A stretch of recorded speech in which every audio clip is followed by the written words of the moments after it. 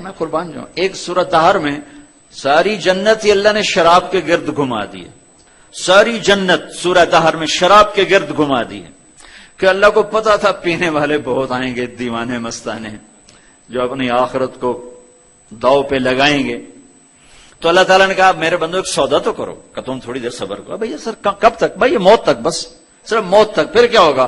کہ ان الابرار یشربون من کأس کان مزاجها کافورا عینا یشرب بها عباد اللہ یفجرونها تفجیرا۔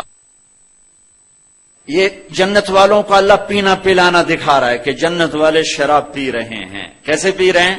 سراہی اٹھاتے ہیں، جام میں ڈالتے ہیں، منہ کو لگاتے ہیں۔ اسی میں آگے ایک دوسرا درجہ اللہ تعالیٰ جنت کی شراب کا بتا رہا ہے، وَيُسْقَوْنَ فِيهَا كَأْسًا كَانَ مِزَاجُهَا زَنْجَبِيلًا عَيْنًا فِيهَا تُسَمَّى سَلْسَبِيلًا وَيَطُوفُ عَلَيْهِمْ وِلْدَانٌ مُخَلَّدُونَ إِذَا رَأَيْتَهُمْ حَسِبْتَهُمْ لُؤْلُؤًا مَنْثُورًا۔ ایک دوسرا درجہ جنت میں دکھا رہے ہیں، یہ بھی شراب کی محفل ہے کہ پہلی محفل میں تو تھے پینا، ڈالنا، پینا، پلانے والے ان کو بھی نوکری ہوں گے، ان کو پلانے والے بھی غلام ہوں گے، حوریں ہوں گی، خادمات ہوں گی، لیکن درجوں میں فرق بتانے کے لیے تعبیر کا فرق ہے کہ یہ خود پی رہے ہیں، ان کو بھی پلانے والے نوکری ہوں گے۔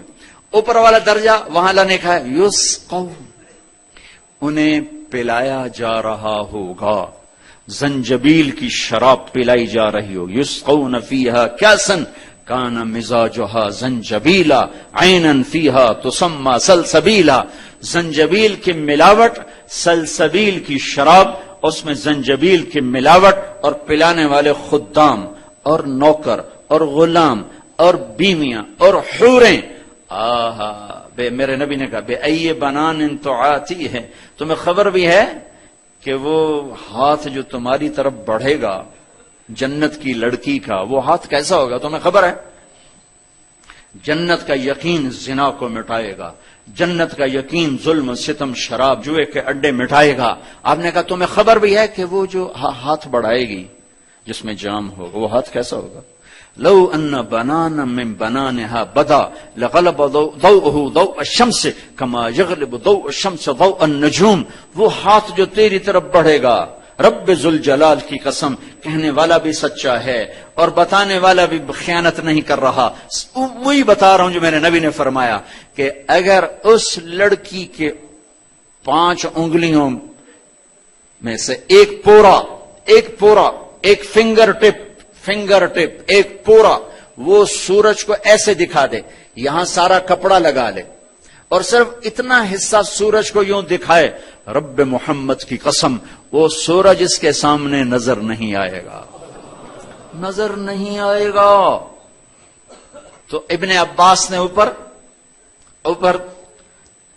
اور بات کو واضح کیا کہ اے لوگوں، جس لڑکی کی انگلی کا پورا اتنا حسین ہے تو اس کا چہرہ کیسا ہوگا، اور وہ کیوں نہ حسین ہو کہ نور وجہہن من نور اللہ تعالی، ان کے چہرے کا نور اللہ کے نور میں سے ہے۔ ایک دفعہ ایک صاحب کہنے لگے اللہ نے حوروں کا اتنا ذکر کیوں کیا؟ میں نے کہا زنا ختم کرنے کے لیے، کہ اگر اس کا یقین ہوگا تو پاک دامن رہے گا انسان، ورنہ شادی کر کے بھی زنا نہیں چھوڑتے۔ اللہ تعالیٰ نے جنت کی لڑکی بنائی کہاں سے؟ مشک، عنبر، زعفران، کافور۔ ہم کہاں سے بنے؟ آگ، پانی، مٹی، ہوا۔ وہ کہاں سے بنی؟ مشک، عنبر، زعفران، کافور۔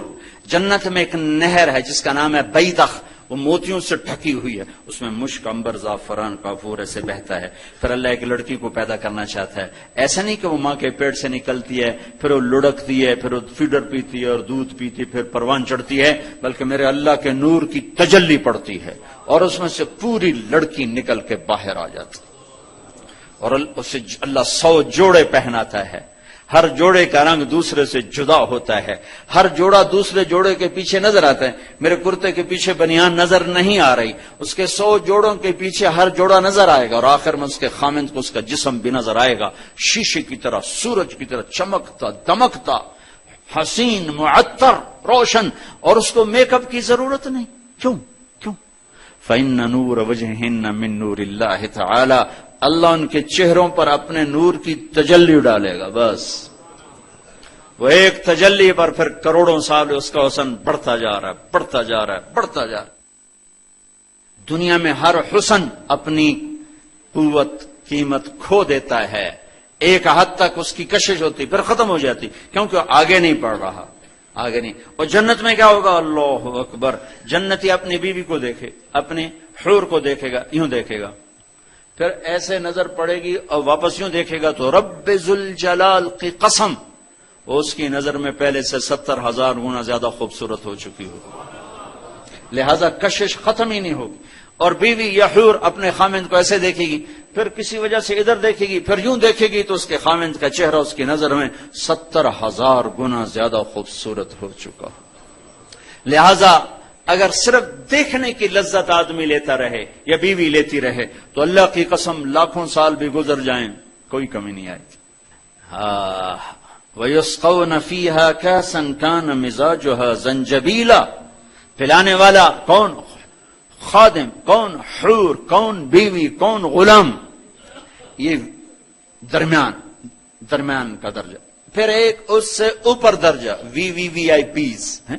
جنت کے وی آئی پیز اکثر غریب لوگ ہوں گے، اکثر غریب، رکشے والے، ریڑھی والے، اکثر غریب لوگ ہوں گے۔ آپ نے کہا سب سے پہلے جنت میں داخل ہوں گا، میرے لیے دروازہ کھلے گا، میں داخل ہوں گا، اور سب سے پہلے میرے ساتھ میری امت کے غریب لوگ داخل ہوں، جنہیں کوئی پوچھنے والا نہیں، جنہیں کوئی سلام نہیں کرتا، جنہیں کوئی سلام کا جواب نہیں دیتا، وہ سب میرے ساتھ ہوں۔ سب سے اوپر والی جنت میں کیا ہوگا؟ وہاں بھی شراب کا دور ہے، وہاں بھی شراب کا دور ہے، لیکن وہاں کا ساقی نرالا ہے۔ نیچے یہ خود ہی ساقی تھے اور خود ہی مے نوش تھے، اور خود ہی ساقی، خود ہی میخار، اور درمیان کی جنت میں ساقی حور ہے، غلام ہے، نوکر ہے، بیوی ہے، فرشتے ہیں، اور یہ میخار ہے، اور اوپر کی جنت میں ساقی اللہ ہوگا، اللہ ہوگا، اللہ ہوگا، پلانے والا اللہ ہوگا، اور پینے والا وی ساری زمین وی آئی پی سے بھر دو تو بھی وہ حقیر ہے جو وہاں اللہ کہ پلانے والا کون ہے؟ اللہ۔ کیا کہا اللہ نے؟ وَسَقَاهُمْ رَبُّهُمْ شَرَابًا طَهُورًا، اللہ انہیں پاکیزہ شراب پلائے گا۔ جنت کی عام شراب، پانی، عام شراب، یوں انگلی اس میں ڈالے، ڈبو کے باہر نکالے اور اس کو یوں جھاڑ دے تو جو پر تری رہے گی، تری آسمان دنیا پر بیٹھ کر یوں نیچے کر دے تو اس تری سے ساری کائنات میں خوشبو پھیل جائے۔ تو اللہ سودا کر رہا ہے، بھائی اپنے روزے بچاؤ، اپنا دین بچاؤ، اپنا ایمان بچاؤ، اپنے اخلاق بچاؤ۔ ایک دفعہ ایک بہت بڑا افسر مجھ سے کہنے لگا، جی قرآن میں کہاں لکھا ہے شراب حرام ہے؟ قرآن میں تو نہیں ہے شراب حرام ہے۔ میں نے کہا زنا حرام ہے؟ کہنے لگا ہاں۔ میں نے کہا بتاؤ قرآن میں کہاں لکھا ہے زنا حرام ہے؟ ایک آیت دکھا دو۔ اللہ نے کہا زنا حرام۔ میں نے کہا شرک حرام ہے؟ کہنے لگا حرام۔ میں نے کہا قرآن میں ایک آیت دکھا دو جس میں اللہ نے کہا ہو کہ شرک حرام، حرام کا لفظ آیا۔ وہ ایسے چکر کھانے لگا۔ میں نے کہا حرام کو حرام سمجھ کے پیو، حرام کو حلال سمجھ کے نہ پیو، ورنہ گناہ در گناہ ہو جو گناہ کو گناہ سمجھ کے کرنے والا تو کسی دن کنارے لگ جائے گا، گناہ کو دلیر ہو کے کرے تو مرا جائے گا۔ فَاجْتَنِبُوا الرِّجْسَ مِنَ الْأَوْثَانِ وَاجْتَنِبُوا قَوْلَ الزُّورِ۔ اللہ اکبر۔ تین چیزوں کے لیے اللہ نے ایک لفظ استعمال کیا ہے، تین چیزوں کے لیے، اور بھی ہوگا لیکن ابھی ذہن میں یاد آئی ہیں تین چیزیں: شرک، جھوٹ، شراب۔ اس کے لیے ایک لفظ آیا ہے، ایک لفظ آیا ہے، ایک لفظ اتنا طاقتور ہے۔ فَاجْتَنِبُوا الرِّجْسَ مِنَ الْأَوْثَانِ، شرک سے دوسری جانب چلے جاؤ۔ وَاجْتَنِبُوا قَوْلَ الزُّورِ، جھوٹ سے دوسری جانب چلے جاؤ۔ فَاجْتَنِبُوهُ، شراب جوا سے دوسری جانب چلے جاؤ۔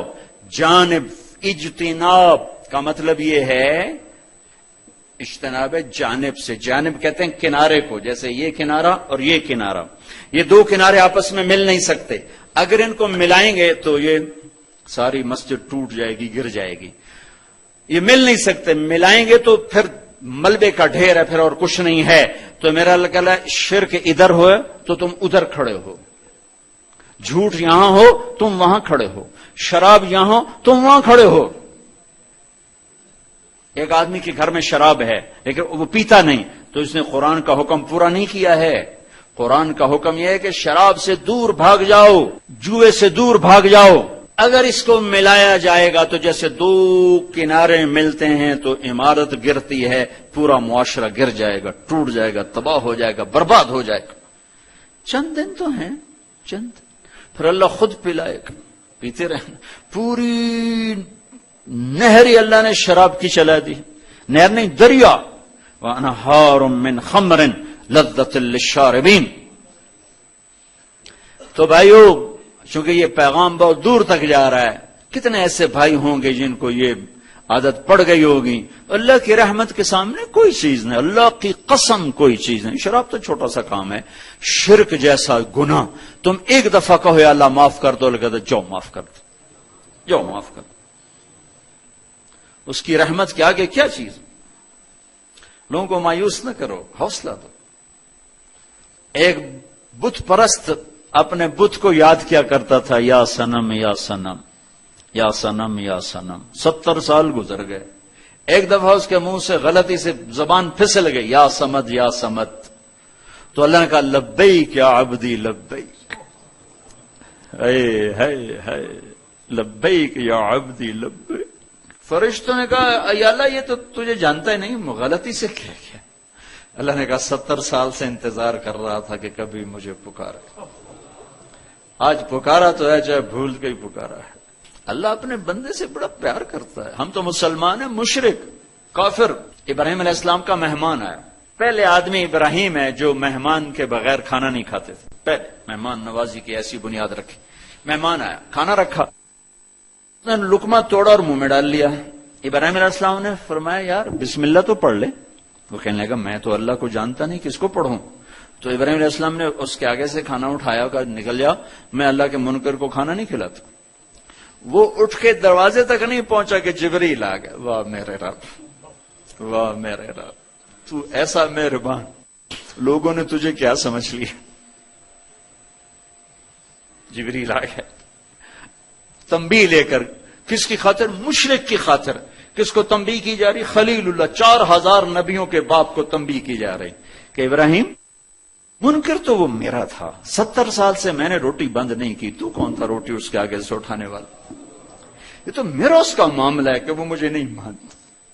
تیرے پاس تو مہمان بنا کے بھیجا تھا، بلاؤ اسے کھانا کھلاؤ. یہ اللہ مشرک کے لیے ہے. تو ابراہیم علیہ السلام کی دوڑ لگوا دی، او بھائی آجا آجا آجا آجا، میرے اللہ نے تو مجھے ڈانٹ دیا تیری خاطر، آؤ. انہوں نے کہا، وہ کہنے لگا بھائی ابراہیم تیرا رب بڑا زبردست ہے، میں اسے مانتا بھی نہیں پھر بھی میری سفارشیں کرتا ہے، چل مجھے اس کا کلمہ ہی پڑھا دے، ایمان بھی نصیب ہو گیا.